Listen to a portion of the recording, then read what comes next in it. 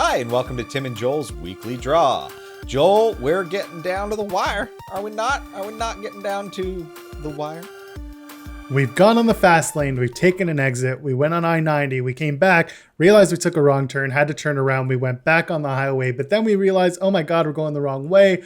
Then we did another loop-de-loop around the turn. We tried to make a stop at the truck stop, but the truck stops are all closed because there's a pandemic. So now we're back on the road to WrestleMania, and I think we're on our way, Tim. I think we made it. I think so. I think they've just been saying back in business. Maybe we should have gone with that.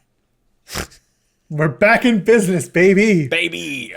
And if you want to be back in business with us, you can go over to youtube.com/TimandJoelPod, where, well, we used to say every Thursday, but guess what, Tim? Starting on Tuesdays, April 6th is the first night. We will be live every Tuesday night at 7 p.m. Eastern before NXT, waiting for NXT to announce that they're moving, but here we are. Impact took our night. So we're moving to Tuesdays. We're going to own the night Tuesdays at 7 p.m. doing Tim and Joel Call It in the Ring over at youtube.com/TimandJoelPod. Please come and join us. Until then, you can like this video, leave us a comment. You can subscribe to the channel, tap that bell for notifications. Do it here over on PW Unlimited and do it over at Tim and Joel Pod. We love you for that. Thank you so much. Tim, do we have a week ahead to talk about or do we not? We do. We have a decent amount of stuff. A little light in different areas. I like the variety from week to week. Like different shows, announce more, announce less. So this one's a bit different than we're accustomed to. So I'm kind of excited for that. Yeah, we're getting closer to WrestleMania. So we're going to start with Raw and we're going to start with Lashley's locker room bribery. Yeah, this took a different direction than I was expecting. Like, we went from Bobby Lashley having a lot of integrity and being like, which I get why they're doing it, right? They need to establish who's the heel here. So like they had Bobby Lashley, who was a guy who wanted to win clean, and the Hurt Business got, chewed out for interfering in the match. But now Bobby's willing to pay. He wants to keep that title. He wants that WrestleMania moment. It's very strange because Lashley is a powerhouse. And why couldn't he just do it himself? Right? He's taken out Sheamus twice. Yeah, maybe I don't get it. He's got a lot to attend to. He is the CEO of the Hurt Business. So he's busy. He's going to delegate it like a good manager does. He is the CHO of the Hurt Business. The chief, Mr. Big Crush. Chief Hurt Officer. Yes, the Chief Hurt Officer. So, okay, he turns to the 24/7 Brigade instead of, say, Omos or someone huge. Someone capable. My question to you, Tim, is because he's gone to the 24/7 Brigade, who's going to step up from that group of friends to take out Drew McIntyre, or at least try? That is a good question. We need a rising star. Got it. Drew Gulak. That's the only one that came to mind, and that's not a good choice. I expect it's going to be Carrillo. Oh yeah, he was dressed like The Rock, so it's definitely him. They've repackaged him, so he's got some work to do. So it's 100% him. And before everyone jumps in and says Ricochet, yeah, we know. But also, why would Ricochet do that? He's supposed to have, respect. Also, he spent months trying to get the Hurt Business to stop bothering him. There was literally a match where if Ricochet won, the Hurt Business would have to stop bothering him. Look, I'm tired of having matches on TV. Please leave me alone. Let me hang out in the back, wear my hat and my nice shirt and my chain, go on Instagram Live and make fun of people when they call me bald. That's a deep cut for some. God. Speaking of deep cuts, we have ASUKA and Rhea Ripley signing the contract for their Raw Women's Championship match at WrestleMania. Tim, listen, it's a good old-fashioned contract signing. When in doubt, do a contract signing. No, hold on. Nothing ever goes wrong. Never. Not once. And you know what? I expect peaceful dialogue and a lot of positivity. Truly, it's a bit odd why they would choose to air someone merely filing paperwork, but here we are. It's happened time and time again where it's been seamless, professional, excellent, good accounting. Yeah. Just open the binder, say nice things, sign the contract. I wish you luck. Shake hands. Go to the back. Positive force for good in today's society. Wonderful. Will Charlotte Flair be added to the match? Oh, please don't. Actually, you know what? I'm fine with that. I am fine with it because, it does feel like a bit of a run back for Rhea's match last year, which is good. No issue with that. I think that'd be exciting. and Asuka versus Charlotte happened at WrestleMania as well a few years back. Yeah. So we're not exactly it's not a bad thing to have Charlotte be entered into this match. True. If it's this one, perfectly. Don't you dare touch the SmackDown one. But like, put it in this. I think it makes sense, and I think it'd be good, and I think it'd be a really special moment for Rhea that feels like now with the fans feels like a huge makeup for last year's situation. You know. On the other side of things, we just made the SmackDown Universal Championship match a triple threat match. So I don't really see second triple threat match being added to the to WrestleMania this year. It does seem unlikely, yeah, because we were playing like who's gonna get the third person in it, and it seems like that ball has finally landed. So exactly. Well, another ball that's gonna land is Sheamus taking on Riddle in a non-title match. The two feuded over a scooter last week on Raw, and you know what? Just set the field of 6 and give me a ladder match for the U.S. Championship. That's all I want. Yeah, definitely what's happening. I mean, any day that Riddle gets hit with a scooter is a good day. So I enjoyed that segment. Again, Sheamus exists in the realm of absolute tweener. So I guess he's a heel. I guess Riddle's supposed to be somebody someone likes. He just likes to have a good time, bro, and then tell you all about all the things he's doing, bro. Like all the ideas he has, all the things he wants to do, all the places he's going to go, and how he has this one cousin that I hope you just zoom in on me and then zoom out and you're just out of the picture. I really hope that's what you just did. I can do that. We'll do that. We did that. We just did that. That's what happened. Anyway. Perfect. Set the field of 6. We have a ladder match. We have Sheamus, we'll have Riddle, we'll have Elias, Jeff Hardy, maybe Shelton Benjamin, and then either Ricochet or Mustafa Ali if he can go. Yeah. Fine. Honestly, I better get me some Ricochet on this card. He deserves to be there. Let him be there. I mean, does he really deserve to be there? He hasn't really done that much. Good though. He's just so good. He's just not used. Every match he's in is excellent. Every one. On the other hand, you have like Buddy Murphy tagging Aleister Black and saying, "Hey, let's have a match at Mania. We'll tear the house down." Guess what? There's no story. I don't want to. It's not going to happen. Like I don't know why. Good on him for trying, but anyway. The one-on-one match between Riddle and Sheamus just kind of feels meh. So just make it a car crash match. Let's just do that. Yep. Sounds fun to me. That's what we have for Raw. Good. More than we normally have. It's more than we normally have. So yeah. That's true. They announced everything on Friday night after SmackDown, and I was shocked. Pleasantly so. We'll move over to AEW. First of all, I want to give a shout out to Big Bill Collier, who is someone that we've watched plenty of times over at Greektown Wrestling in Toronto, our homestead. Big Bill's going to be taking on Jon Moxley on AEW Dark Elevation on Monday. Go check it out. Bill is a big man. He reminds me of Big Cass, but better. Yes, I can see that. Absolutely. Let's go check it out. That'll be AEW Dark Elevation on Monday. Let's move on to Dynamite. We have a full card, including Arcade Anarchy. Yeah. In the Dynamite tradition of these matches, I assume it's just going to be very bad arcade-themed decor sparsely scattered around the ring. But the match will probably be good. Like...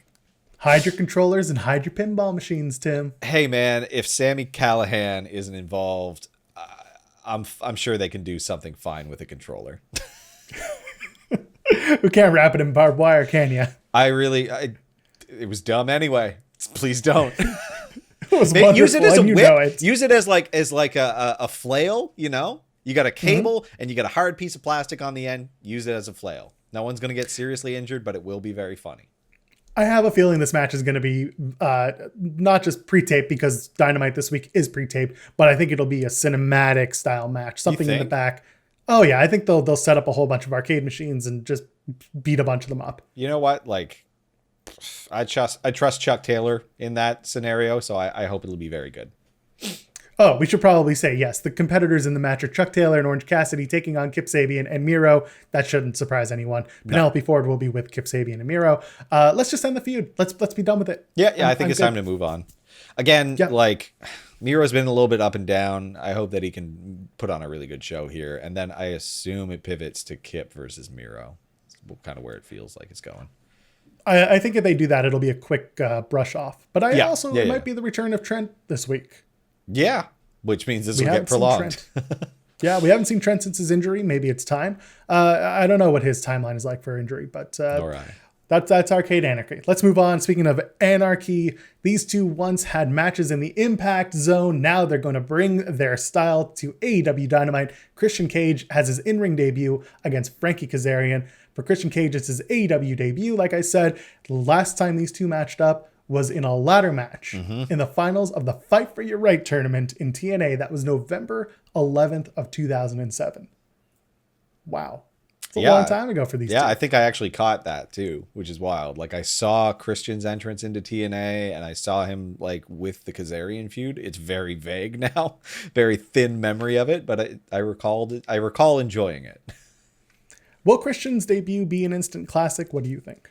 I don't. Both of these guys are older. Kazarian has been doing excellent work in AEW though. Like I've really enjoyed all the matches I've caught with him. So I guess we're going to find out. We're going to find out if Christian is up to snuff because it's been a while. So I think Kazarian needs anger management, but that's just mine. I think everyone thinks that he needs anger management. He's fine. Don't tell him that. Don't tell him that. I would not on my life. all I want is for Christian to show up in Impact. That's all I need. Bring him back to Impact. Let him have a couple of matches and let him show up and be like, oh, I remember this place. And let everyone be like, no, you don't. You haven't been here.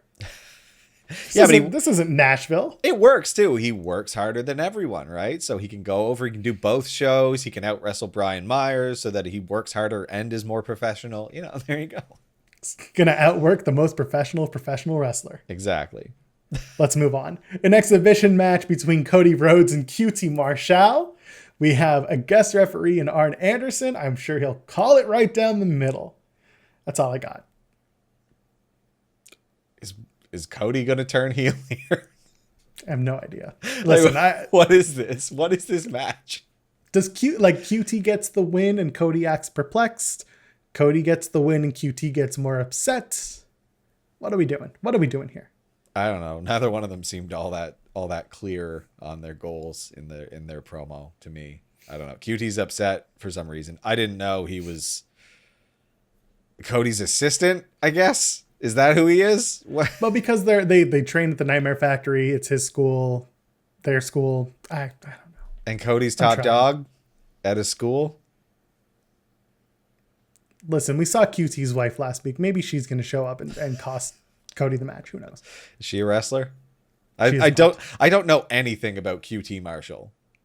Like I keep forgetting what he looks like. So enjoy the exhibition match. I will Tai Conchi and HIKARU Shida versus the Bunny and NYLA Rose. Yeah. This is another one where I'm going to sit here and okay, I'm sorry. So, okay, Conchi is ranked number 1 in the AEW women's division. Had a great match against NYLA Rose last week. NYLA Rose is, she's a beast. She is dominant. She is strong in the ring. She can always come back around as a number 1 contender whenever she wants for that AEW women's championship. Shida is the AEW women's champion. Great. I get it. I get why 3 out of 4 of these women are in the match. And then there's the Bunny who's getting in because Matt Hardy is upset for her. Yeah. So like, it does seem like Matt is continuing to leverage Butcher Bunny and the Blade as like mercenaries. Like they still seem to be for hire. So I kind of like that they're keeping that, because again, I thought that was a good place for them when they were with Eddie Kingston. But this match feels like they're trying to elevate the profiles of both the Bunny and Tai Conti a little bit more. So that's the only real reason I see happening, is they're trying to build their women's division, which I appreciate. It's just, yeah, the narrative part to get them here is a little bit thin. I look forward to them wrestling. And again, I think we're going to see highlights from the Bunny and Tai in this more than anything. And I love the Bunny. Like, don't get me wrong. I'm a big fan of Allie. She is a good wrestler. She's very good on the microphone. Yeah. But the story here is that she wasn't included in the women's tournament, but she wasn't ranked. Yeah. She didn't compete. She doesn't, like, she very rarely wrestles. It's a strange way to reintroduce her into the women's division in AEW, in my opinion. Totally. Let's move along. 6-man tag action. We're going to have Kenny Omega and the Good Brothers facing off against the Lucha Brothers and Laredo Kid. I expect fast pace. I expect a great match. It'll be a lot of fun. Good follow-up from last week when the Lucha Brothers laid out Kenny Omega after their match, after Kenny had beat up Laredo Kid. Yep. So it'll be fun. It'll be good. Gallows will come out stroking his bat, right? Does he have a bat now? Is that what he's got? Someone's got something that's phallic in his hand. Yeah, and you know, I don't. Maybe he'll be frustrated after the little backstage segment earlier this week on BTE. Yes, a week later, will he have whatever? Yeah, I don't care. Yeah, what I do care about, jerk off. Okay, Tim, did Gallows jerk off? They sure do. Where do the Young Bucks stand in all this? Because we're getting closer to an inevitable match between the Good Brothers and the Young Bucks. Maybe we'll do it at Double or Nothing in late May. Do you think the Bucks are gonna get involved in this match? Is there room for them? What do you think? Yeah, they're probably going to feature in some way here. I don't know. It's been a start and stop storytell with these guys. So maybe Kenny gets double kicked again.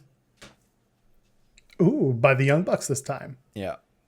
And you know what? Speaking of fractured content, I'm waiting for Rich Swann to show up on Dynamite. He has to. The match has no importance right now. Like, I don't know why they're doing this. It's mean. Yeah, and especially since Impact Rebellion was moved to a Sunday night on the 25th of April, I need him to show up at least. I don't think he'll show up on Wednesday's episode. Maybe the next week. Yeah. That's what I can see. And finally, for AEW, we have MJF's gift to the Pinnacle. What could it be? Do you have any ideas? Scarves. So here's the thing. It's very easy to think it's going to be a scarf or rings. But the thing with MJF is that MJF wants to be original. He wants to be the only MJF. So why would he want to hand out scarves to everyone when that would be taking away his gimmick? Or rings when that would be taking away his gimmick? That's a good bit. I think. Okay. MJF is going to give a framed picture of himself to every member of the Pinnacle. I mean, Sean Spears could probably use it. It'll be motivation in his gym. Maybe it'll be motivation for Flatbacks, the wrestling school that he owns that blocked me on social media for no reason. Jerks. Right? I don't know what I did. I know what I did. But anyway, that's what's going to go on with MJF. Let's just say that whoever runs their social media probably doesn't like what I post about them. So let's move along, shall we? All right. We'll move on to NXT. We have the Gauntlet Eliminator Battle Royal, just the Battle Royal. That's part 1. Part 2 will take place at TakeOver. The participants in the Battle Royal are as follows, at least according to the graphic. Bronson Reed, Dexter Loomis, Cameron Grimes, Roderick Strong, Isaiah Swerve Scott, Pete Dunne, Kushida, Leon Ruff, Austin Theory, LA Knight, Tyler Rust, and Jake Atlas. Now, let's get to the rules very quickly. Oh, God. This match, it's a battle royal. There are 12 participants. The first 6 that are out, they're out. That's it. The final 6 that are in the match, their order into the Gauntlet Eliminator is going to be placed based on their order of elimination. If you're eliminated 6th of 6, then you are the first man in the gauntlet. If you're the last man eliminated or you win the battle royal, you are the last man to enter the Gauntlet Eliminator. Straightforward? You get it? Yeah, I get it. Close enough. We will have takeover predictions as we get closer to that, because we're going to be moving, like I said, our show, Tim and Joel Call It in the Ring, to Tuesdays at 7 p.m. starting on April the 6th. So keep an eye out on that over at timandjoelpod.com. Get it right. I know our website. I swear to God, I know our website. Important. All right, SmackDown, let's talk about it. All we got is Logan Paul. Okay. Sami Zayn's red carpet premiere of his documentary trailer. Part of me just thinks that, like, I'm really hoping that he doesn't show up at all. But they that's a big conspiracy. Yeah, but they used his likeness, which tells me that they probably did talk to him, because that's a whole legal hurdle. Which means it sounds like a thing. He's probably going to be there, which all of the poorly parented children will get excited about. Oh dear, tell me how you really feel. I don't care for the Paul family. Let's go, Ben. Logan Paul at WrestleMania, what do you think? Yes or no? Please no. Please God, no. No. Yeah, you're not alone. You're not alone there. Just let me have that match. I'm actually looking forward to Sami Zayn versus KO. Just them. Please. We are 14 days away from WrestleMania as of this video dropping. It is Sunday. So we have a few more matches to be announced for WrestleMania. We're going to get there. Until then, I think we're a little bit closer now than we have been in the past to WrestleMania in terms of the content and the matches. Is there anything that's really standing out to you as we get closer to WrestleMania? I mean, it's a pretty good card so far. Like, I do like what's going on. I think that the Apollo Crews Big E match is going to be special. I think Cesaro Seth Rollins is going to be special. Like the stuff that hasn't had like as much focus, I think is going to really stand out. The title matches will be like the main title matches will be good, but they're like reliable and consistent good. I think there's going to be some special undercard stuff this year. If you're watching us live or if you're watching us later and you've tossed us a like as well, leave us a comment. Tell us what match you're looking forward to at WrestleMania. And also, if you have a match that you want to see happen at WrestleMania, tell us what you think it should be. Leave that in the comments and then go over to timandjoelpod.com and toss us a subscribe, would you? Until then, Tim, where can the kids find you on the internet? Kids can find me at TimStoneP, TIMBSTONEP on Twitter. Wonderful. Go shoot Tim a follow. He's good stuff. And again, youtube.com/TimandJoelPod. We're moving to Tuesdays at 7 p.m. starting April 6th. That's not this week. That's next week. And until then, you'll find me at Joel Pearl, JoelPearl. We'll talk about wrestling. We'll talk about music. We'll talk about life, whatever you want. And until then, ladies, gentlemen, and friends beyond the binary, enjoy your week in wrestling. We'll see you next week.